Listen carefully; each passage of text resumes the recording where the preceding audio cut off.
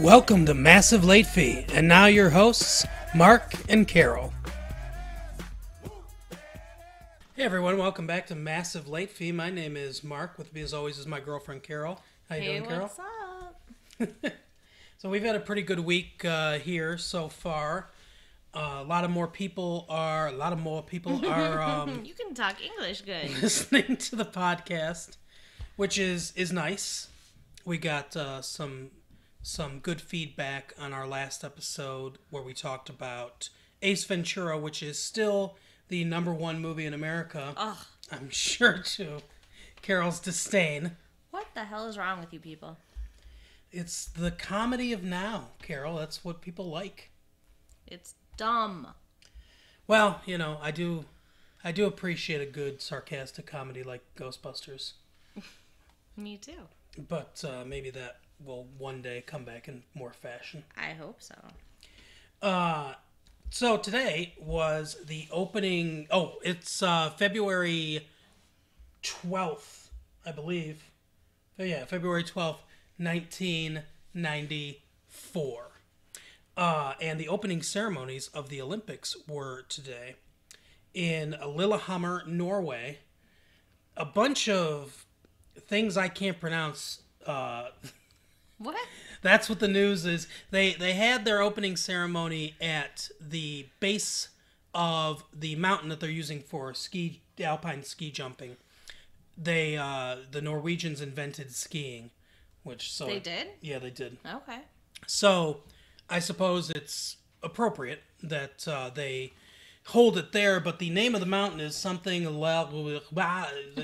It's a bunch of I don't know. Vilkommen is the only thing that I can say. That sounds Norwegian. Alrighty. But yeah, that's the whole thing of trying to pronounce these names. It really makes me resent the Norwegians and all the Scandinavians in total. So I don't know. I've never had a problem with Scandinavians before, but I'm starting to now because of this Olympics. But a beautiful ceremony. 66 countries are going to compete in the Olympic ceremonies. That is a record, the most countries ever. I think there are more countries now than there used to be. So that's probably part of it. Okay. Well, way back when Austria and Hungary were one country, the Austro-Hungarian Empire. Okay. And then now they're two. I mean, they were made two after World War I. But so it's been a while. When did the Olympics start? The Olympics started in Greece originally. Well, way back when. When did But we reboot it? The modern Olympic Games started in 1896. Okay. 1896 in Greece. That's exciting because 2 years from now, 1996, the Olympics will be held in Atlanta, Georgia, and that is the 100th anniversary of the modern Olympic Games. We should go. Yeah, that would be cool. We could totally do that. Be in the Olympic Village and everything. Yeah. Yeah, that would be great. We should do that.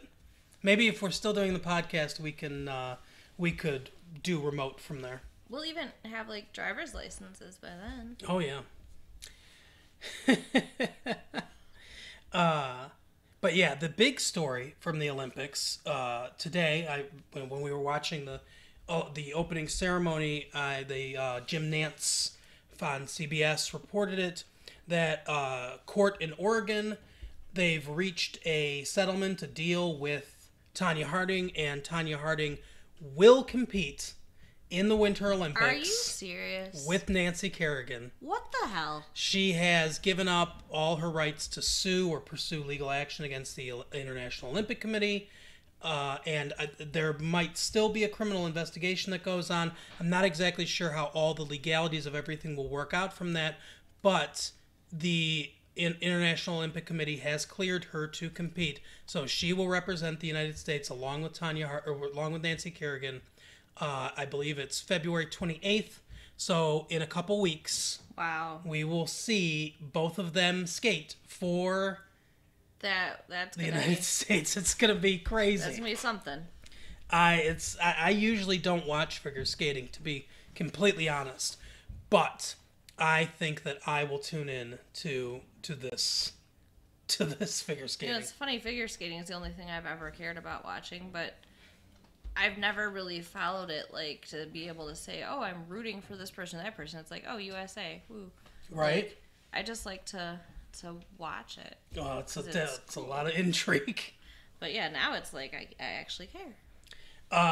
The other piece of news that I have today is I read an interesting article in Entertainment Weekly. They talked to Winona Ryder, Meryl Streep, and Glenn Close. They're in a new film called House of the 10 Spirits, or House of the Spirits. Ooh, that sounds cool. Yeah, House of the Spirits. It's coming out next month in April. And obviously they've gone on to other projects since then.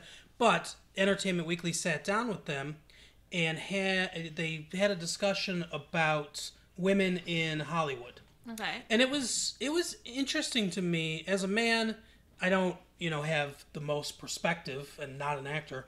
I don't have the most perspective on this. So none. Yes. Okay. Not only not the most, but none as well. So they were talking to them, and they opened up the question asking about Michelle Pfeiffer last year. Now, I didn't actually see this, but Michelle Pfeiffer last year gave a speech at the Women in Films Awards ceremony, and she said that movies tended to sell women to men, and she called out Pretty Woman, Mad Dog and Gloria, and An Indecent Proposal. What the frick? I'm sorry, but those are good movies. Like, Well, I see her point that, like women are something to be bought, basically. I mean, she is a prostitute in Pretty Woman. Yeah, and prostitution's the oldest profession in the world. So, yeah, it's going to be part of the stories that we tell, which is what movies are. So, I don't really have a problem with people making movies. They're going to be about everything under the sun. And I wouldn't want to change that. I wouldn't want to limit what people are able to express. Indecent Proposal is the one I think she kind of has a point on. All right. Because it's literally a bet to sleep with, or $1 million to... Not a bet, that's the other one, but like $1 million to sleep with the guy's wife. Yeah, it's so the Pretty Woman. There's literal money too. I mean, yeah, but I mean, she's not a prostitute. She's a random woman. If someone gave you $1 million to have sex with you, would you do it? Yes. Of course, so I would. You would cheat on me for $1 million. Wouldn't you want me to for $1 million? No. That's the whole conundrum of the movie, by the way. I know. And how it destroys their marriage. Yeah, but in the end, they get back together. They are going to get back together. At the end, they end up holding hands. It's kind of ambiguous, right? Yeah, but I think they got back together. They loved the shit out of each other. Yeah, they went through something. They came out the other side. Stupidly, they're coming out the other side without the money. But they should have worked through their shit and held on to the money. Yeah, well, I don't agree. I wouldn't want you to do it. I can't believe that you would betray me just for money. Well, I wouldn't betray you if you insisted that I didn't do it. Then I wouldn't. But I would want to talk about it because I think it would be worth it. Wow. Okay. I'm well, sorry. I guess people we have an answer. If anyone out there has $1 million, make us an offer. And nobody would pay $1 million to sleep with me. Oh, don't say that. But, What? So, no, I'm just, lots of thoughts going through my head. Glenn Close said, basically, that Hollywood wants, and they bleep this out, but she says Hollywood wants fuckable women in their movies. Well, I mean, that's true. In this culture, fuckable women are young and thin and up to maybe 34 or 35. They give the ages of the actresses in the article. Uh-huh. So Glenn Close is 46. Not Michelle Pfeiffer. That's the other. Meryl Streep. Meryl Streep's 44. Uh-huh. And Winona Ryder is 22. Okay. So, obviously, Meryl Streep and Glenn Close, who are still, I would say, respected actresses in Hollywood, are outside of that range. But it does make me wonder, how long will Glenn Close and Meryl Streep work? Well, I mean, the thing is, though, she's saying that, but she just, she's got a movie coming out. I mean... And she's going to be in the paper, too. Yeah.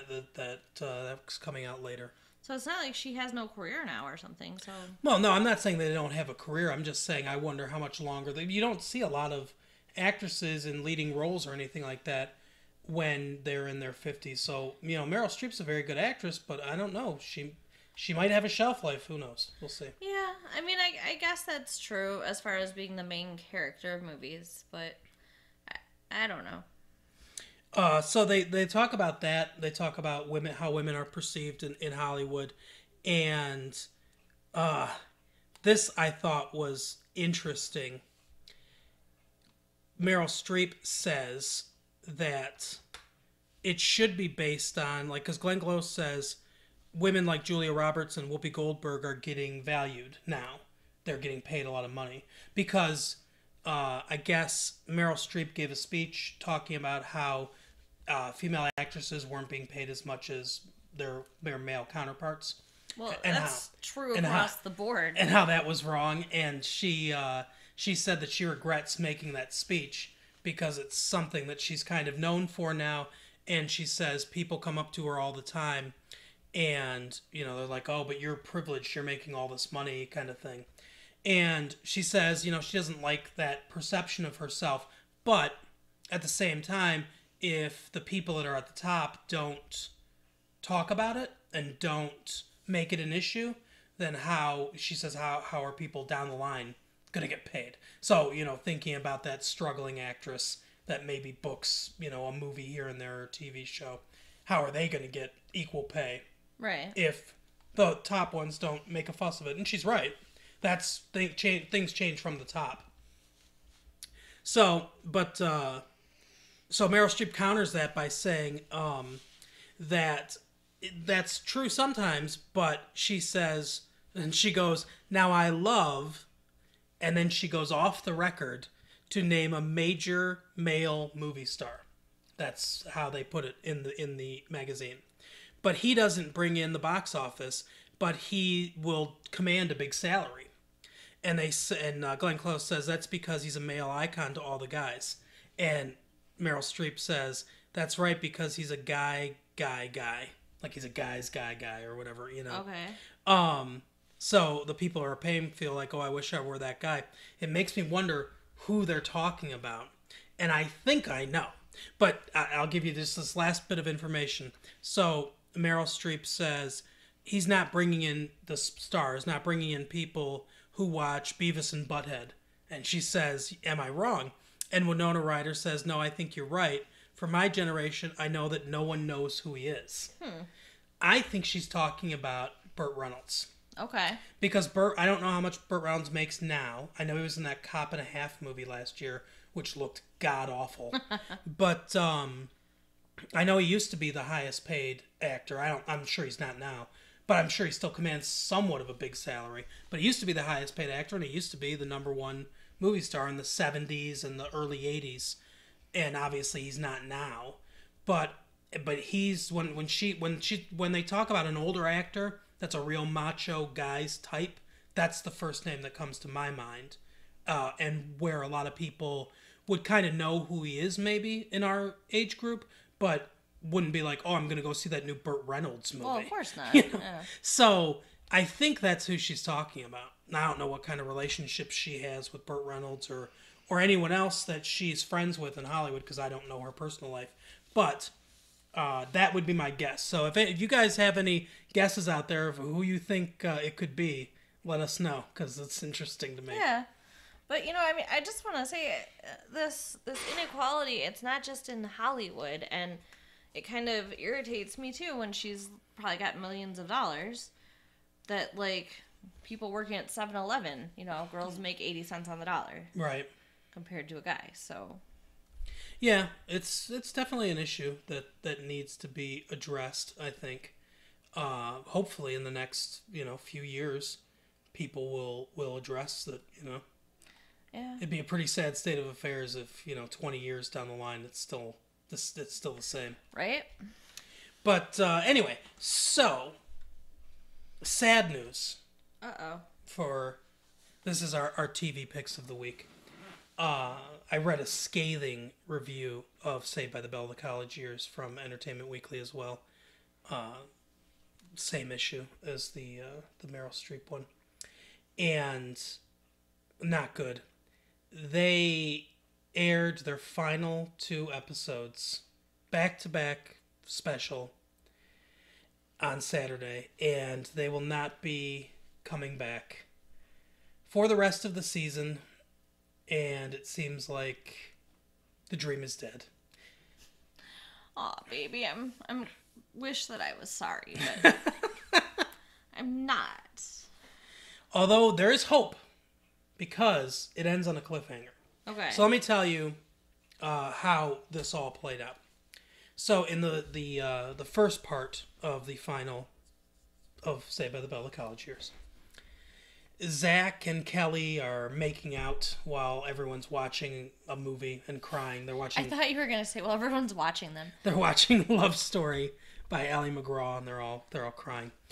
And so they're blissfully happy. Things have progressed fast since the last episode when they took that break in between. So I guess they figured that the audience thinks time has passed. Okay. But because they just started going out in that last episode, now they're full on making out and deeply in love or whatever. I know they have a lot of history from previous Saved by the Bell incarnations.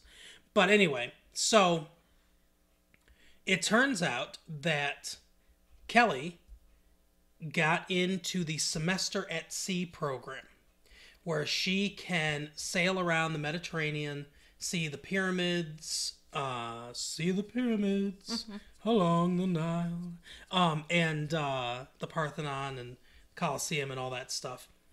So she's going to be gone for 3 months, and Zach doesn't want her to go, but she wants to go because she wants the opportunity. It's a big opportunity for her. Zach is a selfish prick.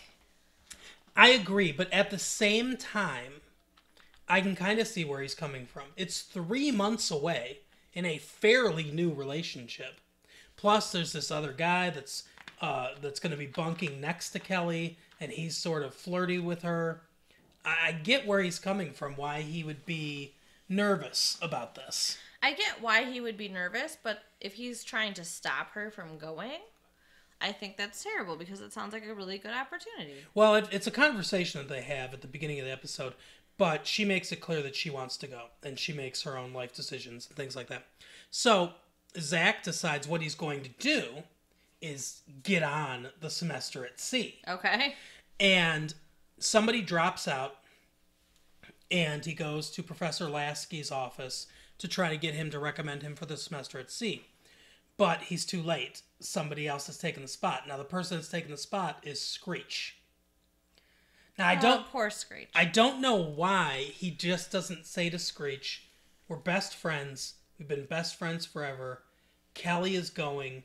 I don't want to be away from her for 3 months. Can I have your spot? Because I'll bet you that Screech would have said, of course. Yeah, I'm sure he would. He's a sweet guy. He's completely selfless. But he doesn't do that. Of course not, because, again, he's a giant prick. Instead, he decides to try to convince Screech that it's very dangerous to be on a cruise ship in the water. So he tells him about the shark attacks and things like that happen on the sea. And he kind of gets Screech a little freaked out.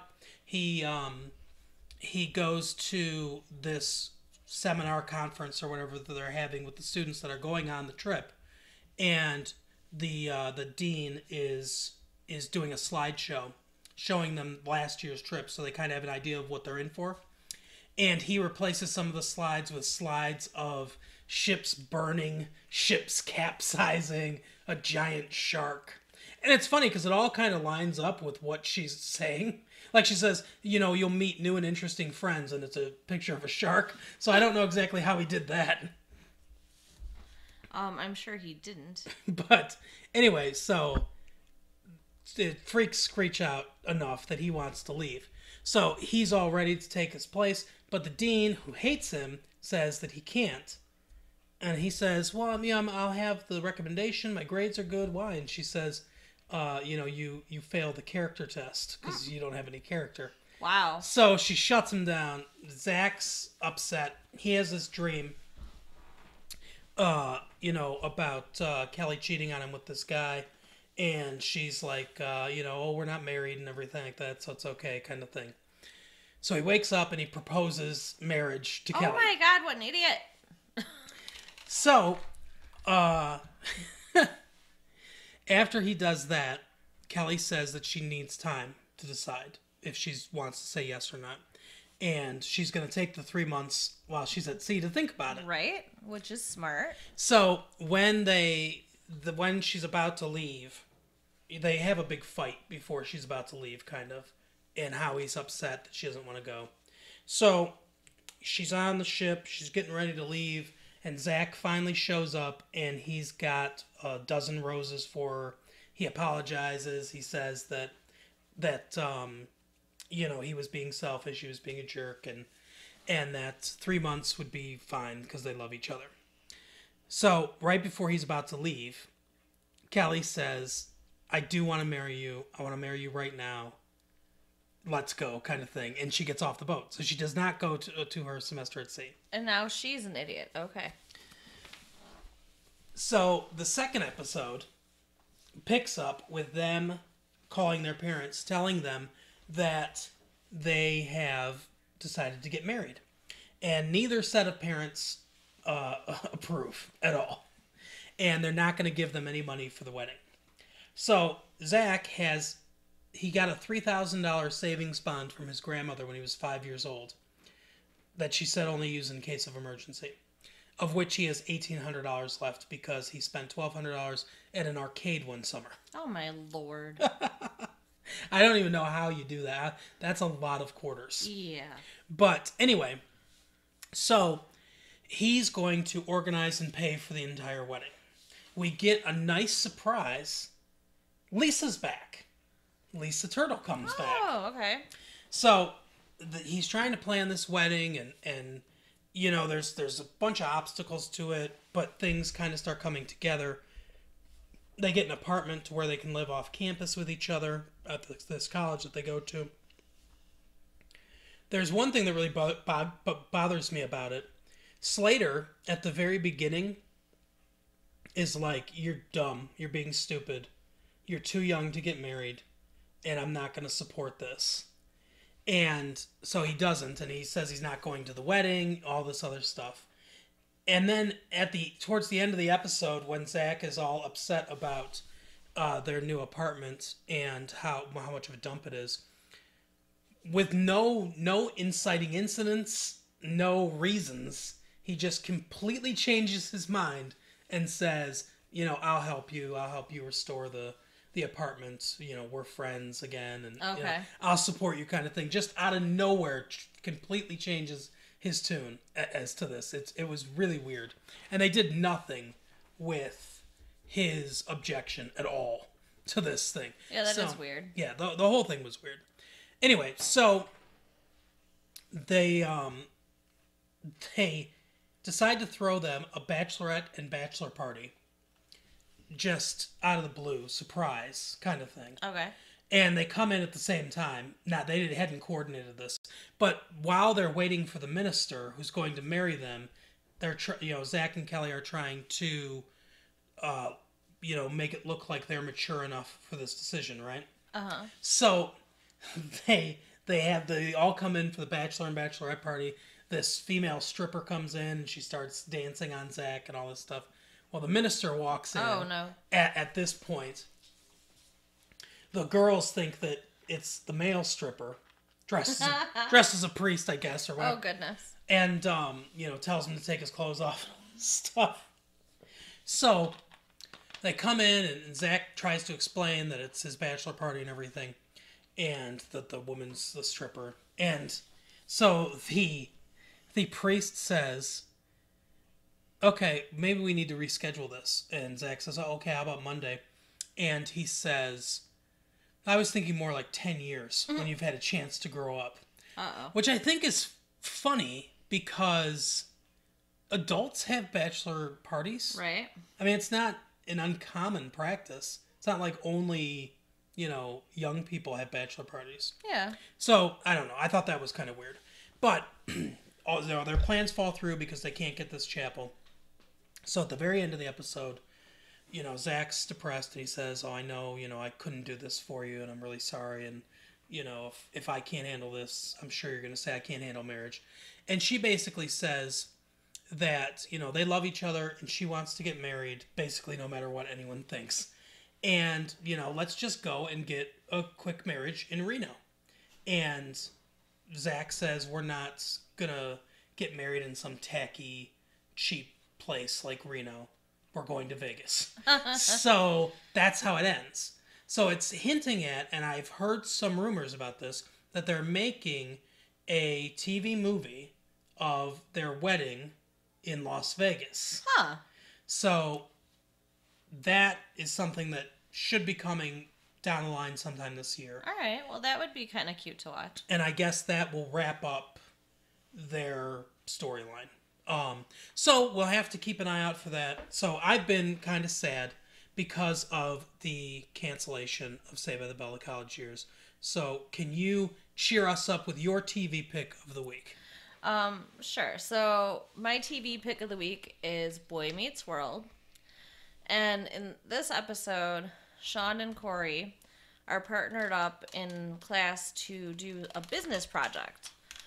And they're having kind of like a competition, I guess, to see whose business can make the most money. Yeah, with Minkus and Topanga. Yeah. Well, yeah, they actually come up with a bet with Minkus about this. The two most interesting names on television right now. So Sean and Corey, being the slackers that they are, have not even started working on it, and everybody else is, working on it and like has ideas and like they can already tell that Topanga and Minkus' stuff is gonna make money, which is why this bet comes about, that they're like, you can't beat us. So they bet $10. Yeah. And Sean calls his shady uncle and says, "Hey." Sean has a never-ending supply of shady relatives, right, for this show, by the way. So they put $10 on a horse race, mm-hmm. and they win I think $300 something. They win, I believe it's $99. Yeah, you're right, $99 the first time, and then it's instead of saying, "Hey, cool, we won," and taking the money, they let it ride, but they end up winning $600 and something. $80. Okay, $680. Corey gets it into his head that he hasn't taken risks in his life, and that taking risks is the best thing in the world now. Right. Because the business principle of the greater the risk, the greater the reward is something that Feeney says to them about their betting on the horse race. That they demonstrated that. Yeah, that they've demonstrated that. So now he thinks, okay, I'm just going to take big risks and get big rewards all the time. Yeah, Feeney fails to mention that the corollary is also true. The bigger the risk, the bigger the potential calamity. Right.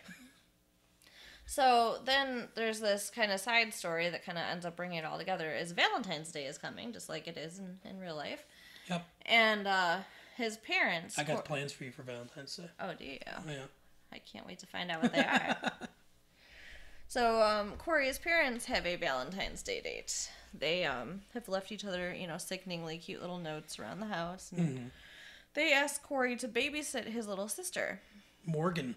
Mm-hmm. So they are out on their date, and Sean calls Corey and says somebody is at the pizza place doing autographs. Not Phil Rizzuto. It's, I can't remember. He's a baseball player. Yeah. So he's trying to get his little sister to go with him to the pizza place so he can get his baseball cards autographed. And she refuses because he wouldn't play with her. She basically has locked herself in the bathroom and won't come out. He decides, well, it's a risk, but it's a risk I'm going to take, and just leaves his little sister by herself. He bets her that she can't stay alone in the house for 20 minutes and not cause any trouble or get in any trouble. Yeah, he bet her 6 cupcakes, I think. Yeah. He's such a little jerk. So, of course... So he leaves her alone. Right. A child. She looks like she's 4 or 5. Yeah, something like that. she, goes downstairs, opens the front door, just leaves it open, turns on the radio, starts dancing on the furniture, and knocks over a lamp and breaks their glass door. And so then when Corey comes home, it looks terrible. Doors open, stuff's broken, radio's on, she's nowhere to be seen. Yeah, it looks like she's been abducted. Right. Thankfully, Feeney is right, next door and was in his backyard and saw that she had crawled into the treehouse. Now, my question here is, why didn't the parents ask Feeney to babysit? Yeah, I know that there are kids as young as Corey that babysit. But he's not responsible enough, obviously. Right. And yeah, I agree. They could have asked Feeney. Corey could have asked Feeney to watch her while he went to the pizza place. Exactly. To get the, it just not a lot of thinking. Because Feeney's just sitting out there in his backyard reading. Yeah. Yeah, he doesn't have big plans. Obviously, it's Valentine's Day. He has no plans. Yeah, poor Feeney. So, Corey has this sweet moment, though, with his little sister in the tree and says that, he's going to make sure she doesn't get in trouble because it was his fault for leaving her alone. And he ends up giving his parents all the money they won to replace the glass door that they broke. Yeah, I went to the bathroom at this point while the episode was on. And so I didn't really get to see this part. Do his parents ask where he got the money from? No. It's really weird. Like, he never has any consequences. So there's no consequences for gambling at all. Correct. The only consequence is he learned a lesson that you shouldn't take risks in leaving your sister alone, but gambling is cool. Seems like it. And I mean, for the class project aspect of it, it's supposed to all be pretend. So, I mean, I guess it makes sense that, Feeney's not worried about it. Yeah, he doesn't know they're gambling for real. It's a hypothetical $1,000, and you're supposed to invest it in some way, make it grow in some way. That's the project. And Minkus and Topanga invest in environmentally friendly, like gender equal or whatever, like all this politically correct stuff that they come up with companies. Yeah, and then they just do horse racing. How does that even count though? That should not count. It's an investment, I guess. I guess, but it's not business. It's not a way you could live your life. Yeah. Like I told you, they risked everything and they won, and then they decided to risk everything again. And won again. And they won. And I said to you when we were watching the episode, I said, well, it's so dumb because mathematics eventually, is going to get you. You can't win every time. Right. If if they took some money out and made some other bets or something like that, they might, end up winning more money. But if you wager 100% of what you win every single time, eventually you will lose 100%. Yes. Because no one can pick every single horse race accurately. Right. I know there are people that handicap horse races, and there are people that try to make a living betting on horses, getting inside information and stuff like that. But even then, no one wins every single race. So they really needed to learn, this is supposed to be a business class, they really needed to learn money management. Right. Because if you're going to be a professional gambler, like my uncle plays poker professionally, and he talks about money management all the time. So. Yeah, for sure. I mean, definitely not great lessons learned in this episode. Right. Well, that was our TV picks of the week. Some good episodes there. Obviously, you can't watch Saved by the Bell of the College Years anymore since it's gone. Aww. So and sad for I'll have you. to come up with some other shows to talk about next week. But Boy Meets World, it's first season. So if you're interested in checking that out, obviously that is Fridays on ABC. It's a pretty good show. It is. It's a little cheesy, but it was pretty good. It's a cute family fun show. But our main topic of the week, as I said, Ace Ventura: Pet Detective is still number one in the box office, and I believe I'm trying to remember what the second one was. Or The Getaway with Alec Baldwin and Kim Basinger. My Girl 2 came out this week as well, and there was Blank Check was the other one. Okay. So those were the top movies. We didn't see any of those. No, because I got sick. Instead, Carol dragged me to... My Father the Hero, and it was awesome. Yeah, the Gerard Depardieu, the... I'll tell you what, that guy looks like he eats just constantly. Yeah. He is the most in shape, out of shape man I've ever seen in my life. Because he's not in terrible shape, but he just looks like a glacier. He just looks like a giant mass. He looks like a French man who just drinks wine and eats cheese all day. I guess. I mean, it's just he's the weirdest looking person I've ever seen in my life. His body type is like... He needs to be... Like, they need to do an alien autopsy on him.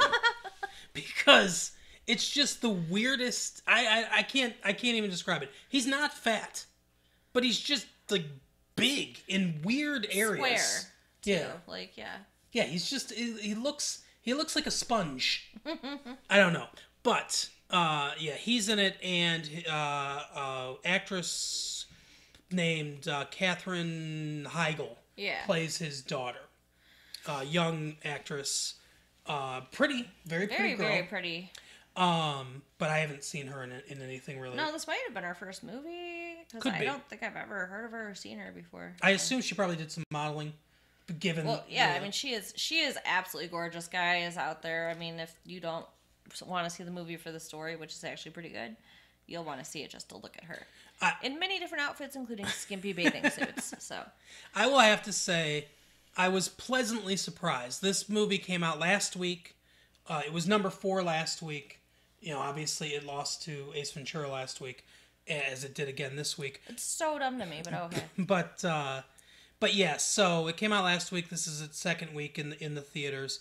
It was actually pretty good. The basic plot is that Gerard Depardieu is Katherine Heigl's dad. They've been estranged. Yeah, I think it's been a couple years since they've seen each other. Mm-hmm. And yeah, what did he say? Like, I'm trying to remember how old they said that she was last time he saw her, but it's definitely been a couple of years. I think he said something like 10 or 12, yeah, something like that. I believe she's supposed to be 16. 14. 14? 14. Okay. She does not look like she's 14 in this movie. No. But yeah, so she's 14 in this movie. And yeah, so he decides he's going to take her on a trip to the Bahamas, I believe, sort of to bond. Yeah. And they get into some interesting adventures on this trip. Well, I mean, here's the thing, is she's an idiot in this movie. She sees this nice-looking young guy. Oh my gosh, he is a nice-looking young guy. Busboy. I think he's a busboy or something like that, or a waiter. At the resort. Yeah, he works at the resort. I think he actually sells. He works in like seashells by the seashore. He works there. Okay. But anyway, no, she sees him on the beach. Initially, he's warning her that the tide is going to come in because she's actually on his property too. His family seems like they have a lot of money. Oh yeah. It seems like it's one of those things where he's kind of like a trust fund kid, and they're like, hey, get some character and go work at this resort. But yeah, he lives there, and his family owns some property. So, anyways, she lies to him and says that she is 18. Right. Or 17. 17, I believe. 17. I think that's how old he is as well. Yeah, he says, okay, 17-year-old, yeah. He does not believe her at first. Right. And, you know, he said she was traveling with her dad. She's like, that's not my dad. I'm here with my boyfriend. Yeah. So she claims that her dad, Gerard Depardieu, the 50-year-old Frenchman with the nose of a turnip, is her boyfriend. And so, of course, then this guy runs around this island talking about this, telling everyone about this. Everyone finds out about the fact that this old guy is dating this young girl. And poor Gerard Depardieu. Because everyone treats him like shit. He has no idea why. Everybody's looking down on him, and he's just wandering around having a great vacation. Like, why is everybody so rude? Yeah, and he, a lot of the comedy comes from this one misunderstanding. He talks about how much he loves Katherine Heigl's character, and obviously he's talking about how he loves his daughter, but they think that he's talking about his girlfriend. Right. He's a musician in the movie, and at one point he plays a song on the piano. They kind of goad him into playing this song, and he plays the popular. It's an old French song, but the popular French song. It's from Gigi. Yeah, "Thank Heaven for Little Girls." Yes, and everybody just gets mad. Oh yeah, they and get storm disgusted. Out. Yeah. By and if you listen to the lyrics and connect it to him dating this underage girl, it's it's pretty scandalous. Yeah. And then I mean, like, there's all kinds of things. Like, he dances with her. Mm-hmm. Like, it would be cute and sweet if you think you're watching a father and daughter dancing. Right. You think you're watching this old lech dance with this young girl. It's disgusting. So, stuff keeps happening. And then, finally, she clues him in. Yeah. So, she has to tell him to get him to go along with it. And because everybody's being mean to him, she just can't keep it up on her own. And he agrees to go along with it. Yeah. Which just makes it so much... It's weird. Yeah. He's trying to please her, though, because he hasn't been part of her life. Yeah. Yeah, I mean, all of this, does come out. There's a whole story about how she's jealous because of his girlfriend. And, yeah. There's a lot of deep-seated issues there. So, yeah, he's bending over backwards to make her happy. And he thinks that, helping her date this boy is going to make her happy. It's pretty messed up, but it brings a lot of funny scenarios.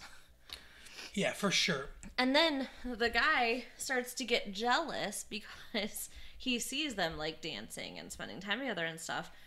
So then she's telling... He asks her to leave him. That's it. She's telling him that he's sick, that he's dying, and that's why she can't leave. So then she goes in and tells him, like... And she's like, I need you to, pretend to be sick, and... She's like, well, I told him you're dying. He's like, I'm dying now? It's like one of the funniest lines of the movie. I'll tell you, this movie is very funny. It is hilarious. And that's definitely the saving grace of the film. This plot line could go wrong in so many ways. Yeah, I mean, I think really the writing and the acting, though, it works. Yeah, they did a very good job writing the film. I know Steve Miner directed it, and they did a very good job with the writing and the directing of this film because, like I said, with a plot like this, it could go wrong in so many ways. The tone of it could be very off, and it ends up it's really funny. It's a very funny film. So if you have not seen My Father the Hero, even though it's being beat by stupid movies like The Pet Detective, I would go out and check it out. It's a good film. Definitely worth it. So we will end our show, as we end all shows, with our blockbuster pick of the week. Now this film, because there's not a lot out at Blockbuster or any other local video rental stores that you frequent, there's not a lot out this week, really. But there is a movie coming out in a couple days, 3 days, I believe, before we do our next episode, that I saw in the theater with Carol last year. This was one of our first dates, I think. Oh, yeah. A very funny movie called Son-in-Law, starring Pauly Shore, and I can't remember the female lead off the top of my head. She's brunette. But, I'm no good with names. But it's basically, this is about, she goes away to college, and she meets this guy, Pauly Shore's character, who's a big free spirit and everything, and she learns to kind of give up, or not give up, but kind of let go. Yeah. Let go and let loose kind of thing. And then she goes back to her hometown on break, Thanksgiving break. And she I'm trying to remember. She brings him with her. Yeah, she brings him with her because she pretends that that's her boyfriend. Because she'd just broken up with her ex-boyfriend before she left. I think she kind of wanted him to... She uses him as an excuse, I believe, and to break up. And so he pretends it's similar-ish in plot, kind of. Although he's not her father, obviously. But yeah, so that's the bare bones plot of the movie. If you didn't, it was a pretty popular movie last year. Yeah. If you didn't see it in theaters, though, like I said, it's coming out on the 15th of February at Blockbuster in a few days. And I would go and check it out. Son-in-Law is definitely a very, very funny comedy. Yeah, I think that we should rent it, so wait a few days, guys. But, yeah, Pauly Shore, I think, he's very funny in the few movies I've seen him in. And I think, there's a guy that might have a strong career going forward in movies. Yeah. So, he just has to avoid the trap of, like, the Chevy Chase trap of doing the same thing over and over and over again. If he can avoid that trap, I think he'll be very successful. Yeah. But that is our show for today, February 12th, 1994. As always, tell a friend about Massive Late Fee.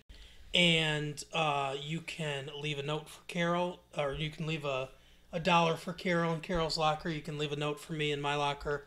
Anything you want to talk about on the show. We appreciate you guys. We'll see you next week. Bye.